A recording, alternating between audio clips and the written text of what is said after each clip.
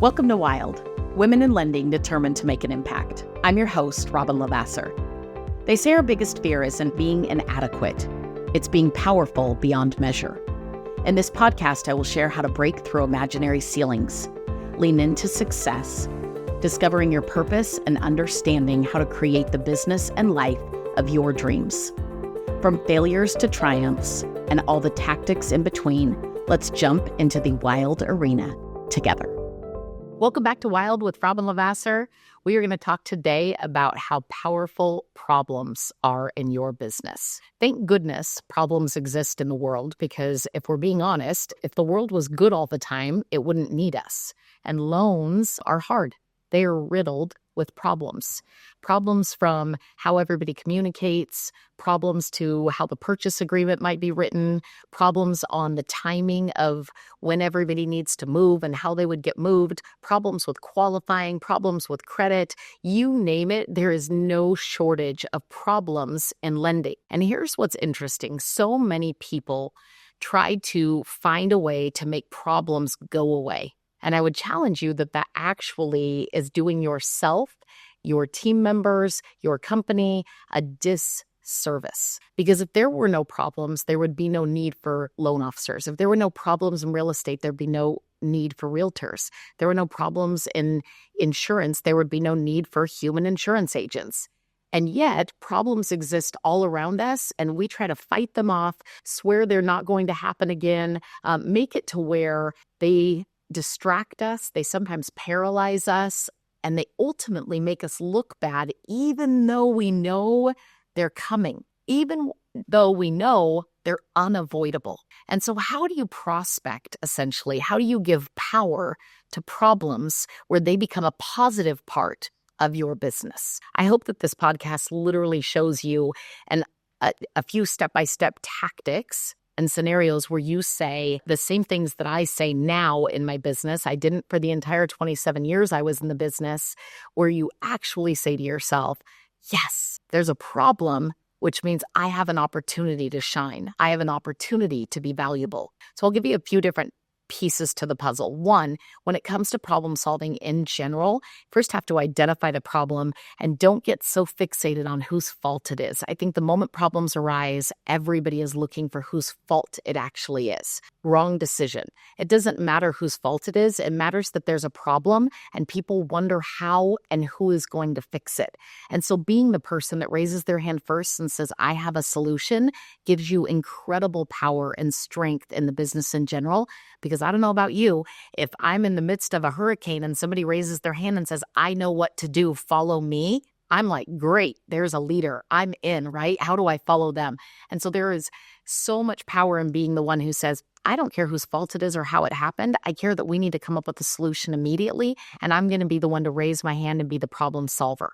What you also get to be is the problem communicator. If you think about calling a buyer's agent, and let's say you have to ask for an extension of some sort, doesn't matter whose fault, it doesn't matter why it happened, you need the extension. You know you need the extension. It's unavoidable to have a smooth closing, so you're asking for the extension. The general rule of thumb, beyond sometimes a paycheck or some panic, is the buyer's agent amount of extra work that they have to do to call the listing agent, who maybe has already been emotional. Maybe they've already had a tough inspection period, right? And the listing agent's emotional, and oh wait, those sellers are really hard to deal with. They're theirs, or they've got some circumstances we're unaware of. And so whenever you become the problem-solving communicator, I want you to take it steps further than you likely already do in your business, and that is offering to be the communicator to all parties involved in the transaction. I'll talk to the buyer myself. I'll talk to the seller myself. I'll talk to the listing agent myself. I'll talk to the buyer's agent myself. I'll talk to escrow or the attorney myself. Whoever is involved and engaged in the transaction, I will be the nucleus of all communication, so that, one, emotions don't get out of control.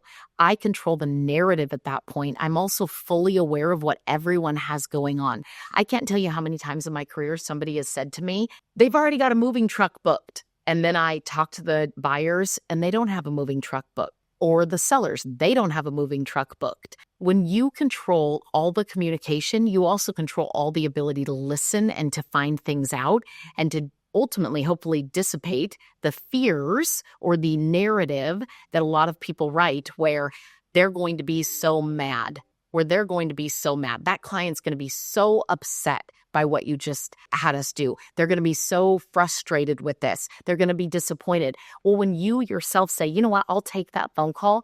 I'm able to talk to the client. I'm able to talk to that seller. I'm able to talk to that listing agent. And none of them ended up mad. Maybe a little disappointed, but not mad. They understood. They were okay with the game plan. They didn't have any other plans.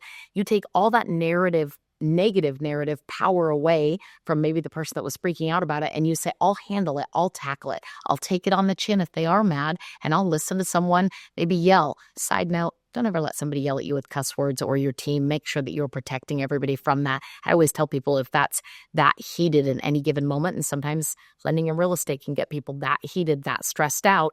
Hey, this is no longer productive. Let's take a breather and get back on the phone when we can have a grown-up conversation.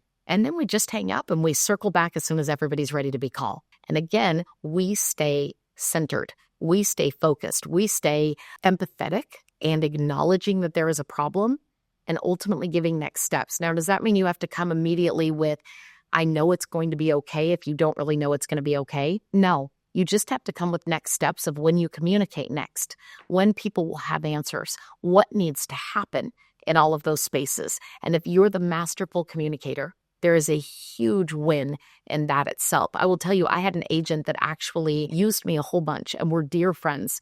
And she actually ended up using quite a few other lenders. We had a couple bumpy transactions. Bumpy for a lot of reasons. Again, doesn't matter who's to blame or what's at fault or how it happened. It happened at the end of the day. So my extreme ownership with it was being that masterful communicator, the one who was willing to own it and say, I'll hold the solutions. And she ended up circling back to me after probably 6 to 9 months of not really using me. And we were talking on the phone and I said, I just can't tell you how grateful I am that we're getting to work on a transaction again. I've missed you. I just think you're a phenomenal agent. And I was so bummed. And she said, you know what I've learned, Robyn? There are problems all over lending, but the way you tackle them is better than anybody else. There is so much power in being the problem solver. In fact, welcoming a problem into your everyday life and saying, man, now I get to use some of my skills. I get to learn and develop new skills. I get to show other people a path of how to embrace a problem and ultimately solve it and be glad that it was there and that we could add value and work together, because everything at the end of the day happens for a reason. And there are things that you can take that are really, really ugly, if you will, and turn them into something really beautiful. And does that mean that people weren't frustrated that maybe the closing got pushed out? No, it doesn't mean they're not frustrated. But when you have the ability to listen, to openly say, I'm sorry, this is harder than we thought it would be. I'm sorry that you're disappointed. I'm sorry that this has been more disruptive than we expected. That doesn't always mean you're saying it's my fault, or it's your company's fault, it's your company's fault. It means that you're empathetic to somebody else's needs and the disruption that was just caused in their life. And one of the big mistakes around problems is that people tend to throw money at it, or they throw defense at it, if you will, and they don't really take the time to truly pick up the phone, right? You don't ever text a problem. You don't email a problem. At a bare minimum, you call and speak live. And ideally, you might even see people face to face. And not only do you do that, but you add a little something extra. I remember being at a restaurant and our food didn't come out on time. They missed one of the orders, just one. And they ended up bringing out a really nice dessert tray that was just so kind. And the truth was, the food came out a few minutes later. It wasn't the end of the world. We weren't overly angry. They didn't blame at all. They just said, I'm so sorry it happened. I own it completely.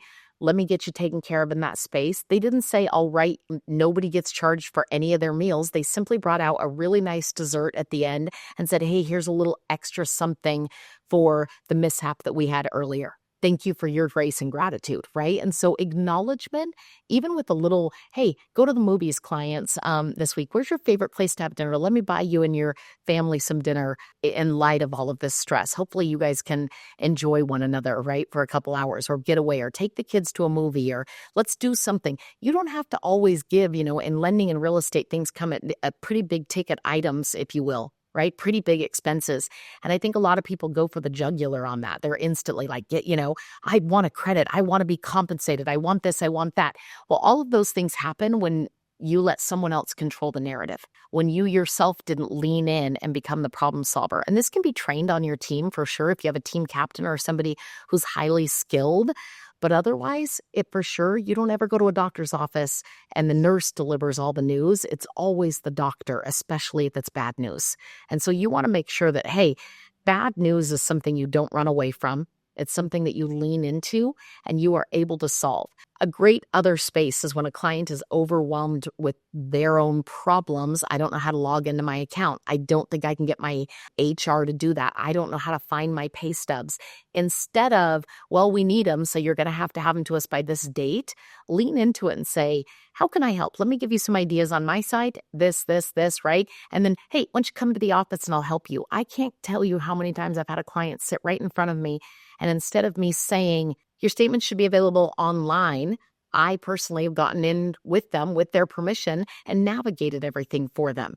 Going the extra mile, even in tough situations, does not ever go unnoticed. And if we know for a fact that tough situations are almost always going to be there, why wouldn't we always go the extra mile? And so if you're avoiding problems, if you're not tackling problems with the idea of prospecting for future business where people say, man, there were some bumps, but what a professional I just dealt with. What an incredible overall experience. How much care I had felt in the midst of that stress. And you do that for all parties, as many as you can reach, knowing that most anybody in the business doesn't ever take that extra mile step. I promise you, your business will blow up because of the problems that exist in it every single day, and you'll have a whole heck of a lot more enjoyment in the day-to-day business that for sure is riddled with problems that you get to solve. If this episode was helpful, I hope you share it, and we'll see you soon.